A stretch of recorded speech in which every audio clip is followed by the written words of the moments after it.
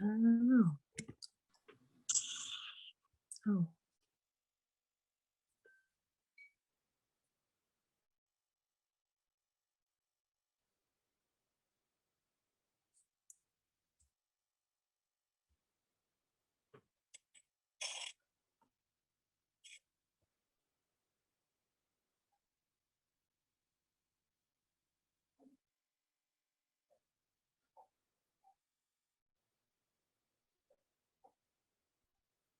I don't know.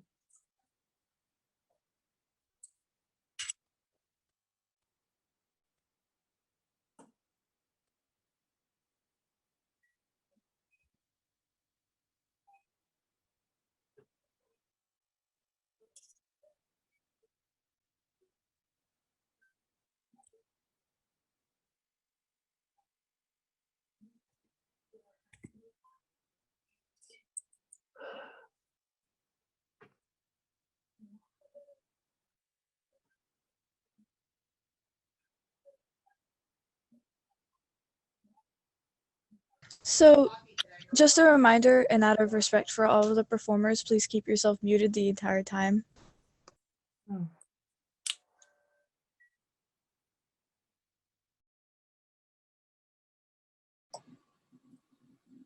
Okay. Shall we say it's lights up, folks? Are we ready? All right. Good evening, everyone, and welcome to 2021 Winter Coffee House, Coffee Beans. I'm Nessa Jacobs, and I will be one of your hosts. While this is a different format from our standard shows, we expect the same amount of respect from our audience. Please remain muted for the entirety of our shows. Any messages for performers can be sent through the chat, and please make sure your camera does not become a distraction. There's an option for Zoom call to set your screen to speaker view. Please make sure you have it turned on to get the full experience of our show. Our writers have worked very hard over the past semester in order to present this show to you, and we thank you all for your support. We will begin with a few words from our creative writing major teacher, Sarah Acito. Hi, everyone. Thank you so much for coming and supporting these writers. They are my heroes. They, every day, show up. They write from their hearts. They work extremely hard. They face obstacles. And I'm so proud of them. So have a wonderful show. Thank you, Sarah. Our show is separated into 3 sections: light, medium, and dark roast. Light roast is family-friendly content with lighter topics. Medium gets a little heavier with strong language and more serious topics. And finally, dark roast features sensitive content, heavy language, and is not recommended for children. So we would recommend parents send your children off for this portion of Coffee House. We will be starting off our show with light roast. We will be kicking off our show with a junior whose favorite movie is the hit 2001 animated movie Dougal. Her best friends are a chocolate lab named Puka and Hazel Danberg, and she plans on pursuing criminal justice. Nessa Jacobs.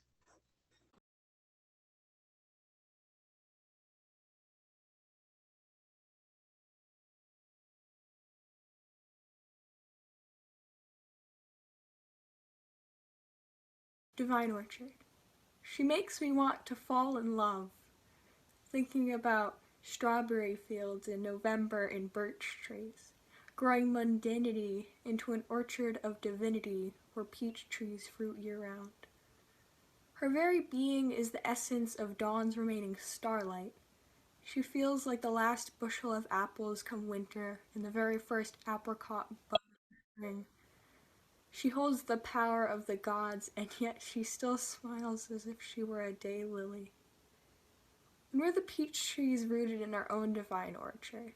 I wonder if she'll still look at me like a baker cherishes fresh bread, like I'm the honey-coated fantasia amongst stale wonder bread.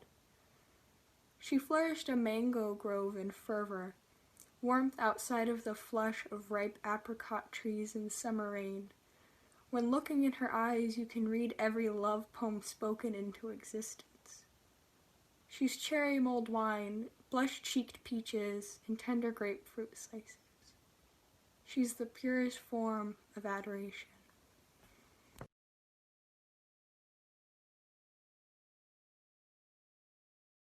All right, up next, we have a junior who used to believe that every time someone had a baby, they needed to have another wedding. She's confused about 50% of the time and lied on her form about being uninteresting. The ever wonderful Olivia Scheck.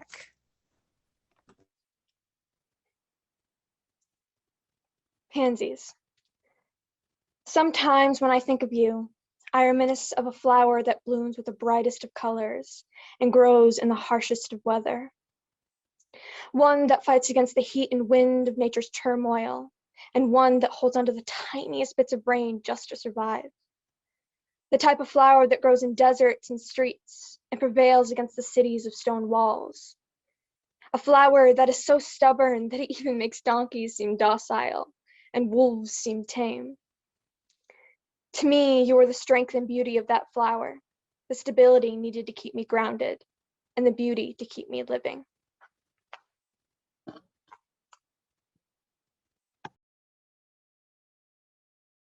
All right, our next performer is a sophomore obsessed with sloths, makes a lovely salad, and can, quote, low-key sing, Caitlin Simmons.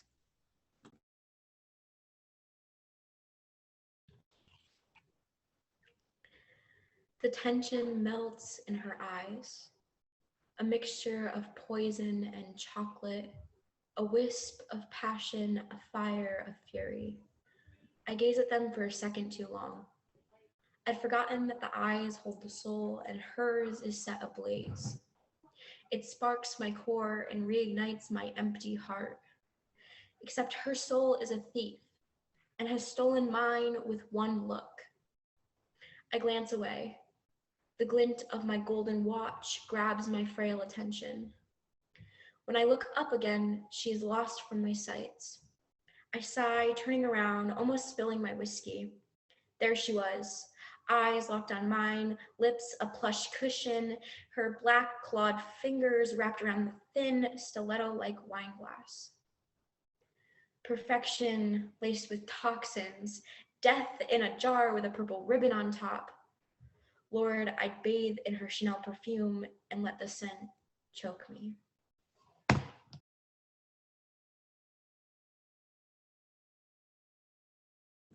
All right, ending off Light Roast is a junior who claims to have the best hair in the writing major, truly believes he is a frog himself, and has the greatest best friend ever, Hazel Danberg.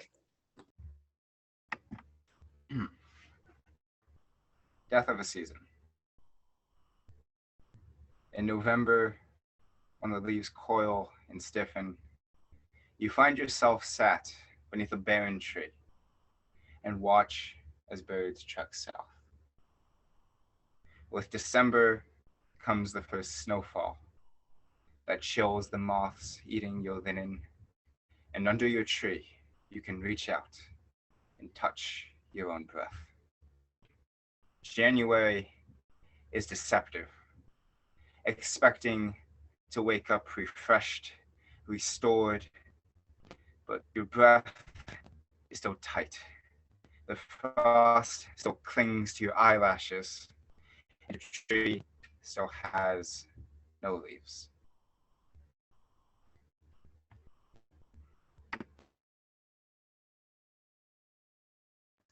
Wonderful job to all of our Light Roast performers. This concludes our Light Roast section. The next section will be led by one of my co-hosts, the wonderful Mad Stevenson. Good evening. My name is Madison Stevenson, and the next section of our show is Medium Roast. Please be aware that this section of the show will get a little bit heavier and feature stronger language. Here we are PG-13.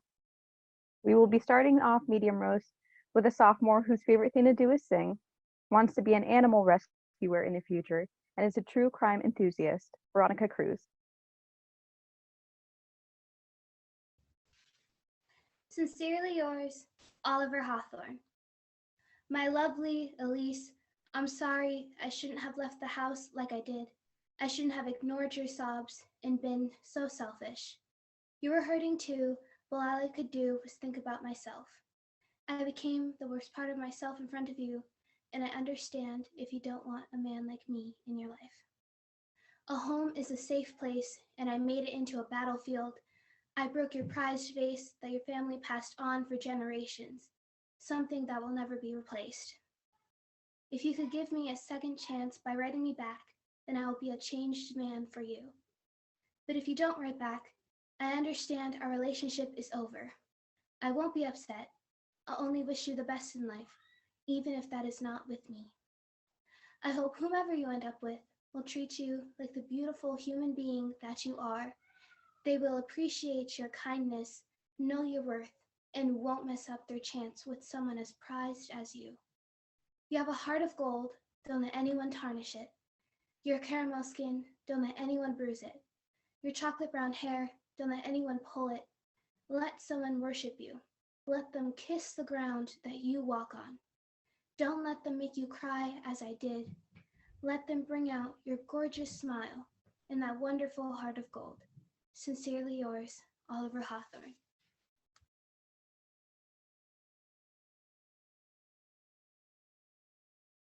All right. Second in our medium roast is a sophomore who has a large fear of bugs, owns an adorable pet gecko named Fluffy, as well as 3 cats and 2 dogs. It is my pleasure to introduce Jocelyn Duhame to the spotlight. Rose petals. The rose petals slowly fall off, sinking to the ground one by one. I remember planting those seeds, watering the beautiful rose bush, and when the time came, picking the newly bloomed roses off their branch. It reminds me of death. You grow just to perish, having all that time wasted. Although growth is a beautiful thing, it still makes me sad. Time flying into the inevitability, never to be used again. I stare at the wilting flower, watching as the stem grows limp, bending with gravity. Growth is so beautiful, yet so powerful at the same time. You go from a helpless creature to a strong and powerful one, only to come back and become helpless once again. So very strange, so very powerful. The last petal falls off the once beautiful flower, and that's when I know it is time to leave. I grab my suitcase, holding my childhood, to go to the next step in life and find more growth. I close the door, ending one adventure and starting a new one.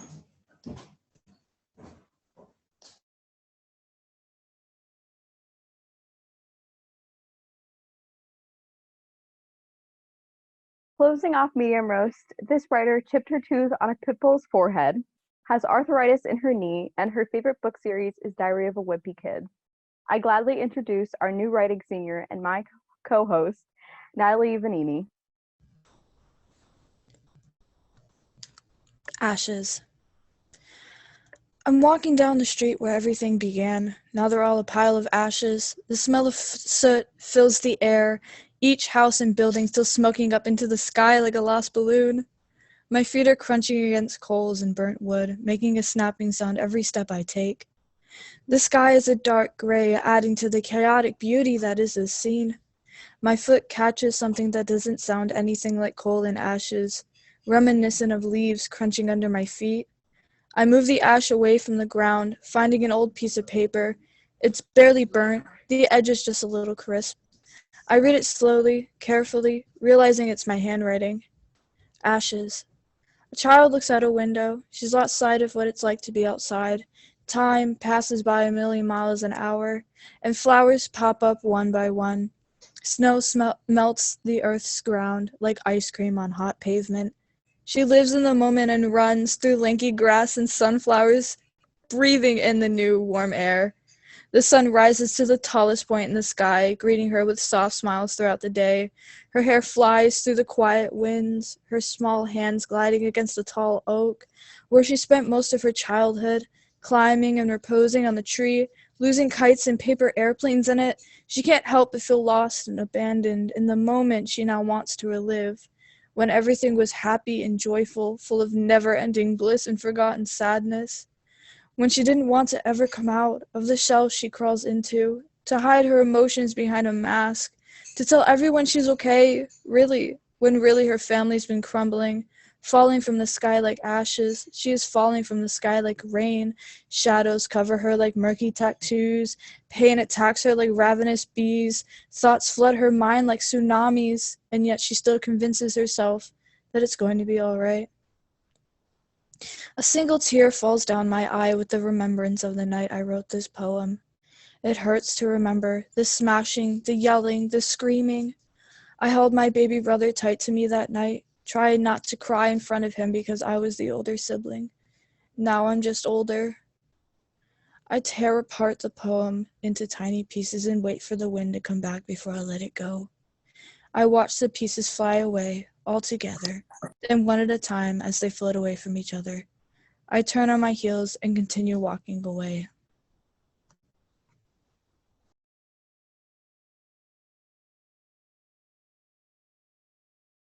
Wonderful job to all of our writers. With that, Medium Roast comes to a close, and our final section will be presented by one of my co-hosts, Natalie Vanini.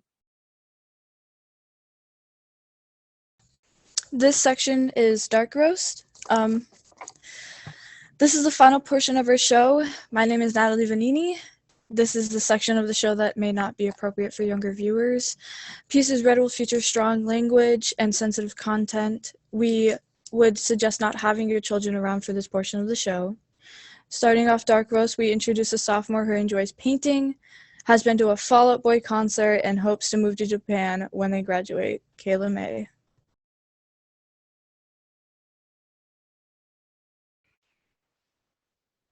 Hurt. The things you said used to hurt me. The I hate you, you're awful, why am I even with you, and my favorite, well after we broke up, the I never loved you anyways. That sucked. You put me in a position where anything I said was wrong, anything I did was gross, disgusting even, and anything I tried so hard to do wasn't good enough. The endless yells and taunts were overbearing. You pulled me down with you. Everyone knew you had issues. It wasn't a question of if, it was a matter of when you would push them all to me. Why wasn't I enough then? Why do you want me now, when everything you said before can't be taken back? I can't deal with this anymore. I'm done. I'm happy. I have an amazing life, amazing friends that stick by my side, caring for me and wanting me to grow. It's just a shame that you're one of those friends. Why do you have to say those things to me? I don't know if I can ever look at you the same. Goodbye, but not forever.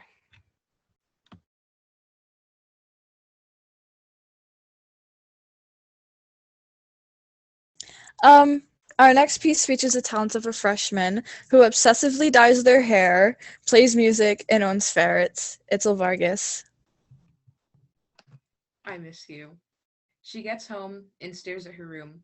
Her room is so alive but feels so empty. She looks around, lightly frantic. She eventually grabs a picture of her and her best friend off her desk. Looking at herself smiling, she misses the time when you didn't have to fake it. It's so drab and empty that even if you try to smile, it will be nothing but an empty cavern of sorrow. It's so hard to smile in times like this. A single tear falls as she takes the tack out of the cork that so delicately holds up the valentine she got so long ago. It feels like it was just yesterday, but the paper that's faded within time says otherwise. She stares into the now empty oblivion that's in the form of her crush's name, written so perfectly in red ink. Not only did it have something she loved on it, but had the signature of her beloved best friend.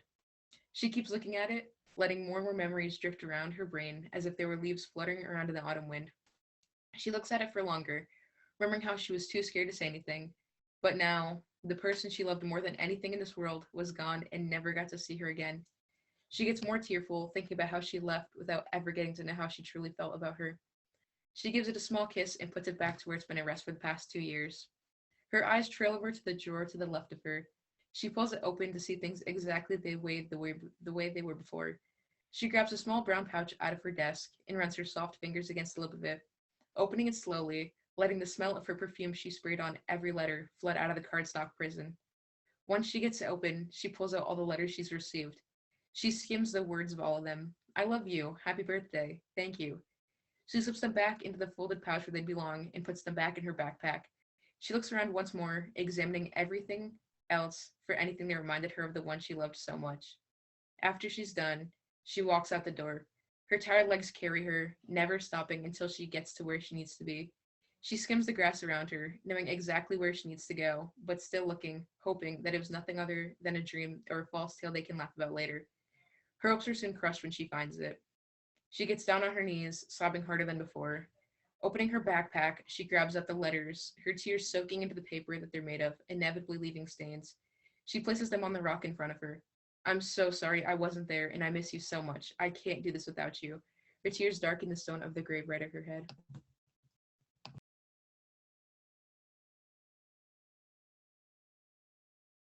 Lastly, closing off our show, we are welcoming back a performer with a basic blonde girl horror movie scream, has a monster addiction, and doesn't know how to spell Pitbull. Myself. Your smile was so serene that day. Then I saw the way your smile curved. When you looked at me, your smile turned into shattered glass. I felt alone in a room full of people, so you could probably see how it felt when you was you and me, with your arm around my shoulders, feeling as heavy as boulders. I was young, but that didn't stop my lungs from feeling useless. I couldn't run or scream, like not being able to run in a bad dream. You left a permanent scar in my brain, leaving me in constant fear and shame. You had nothing to gain but your own malice satisfaction. That left me silent like a lit candle in a sea of darkness, fluttering around without a purpose, barely lighting up the space around it, and you blew on it.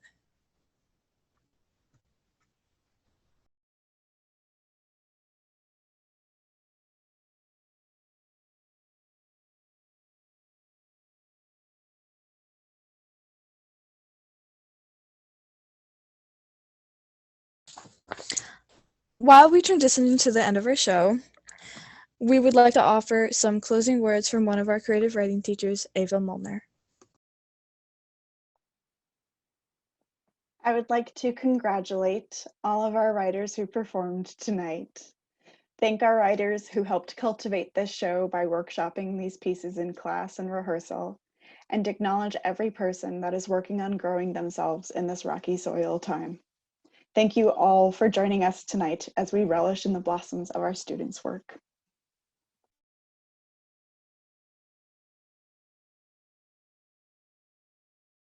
And that concludes our showing of Coffee House Coffee Bean.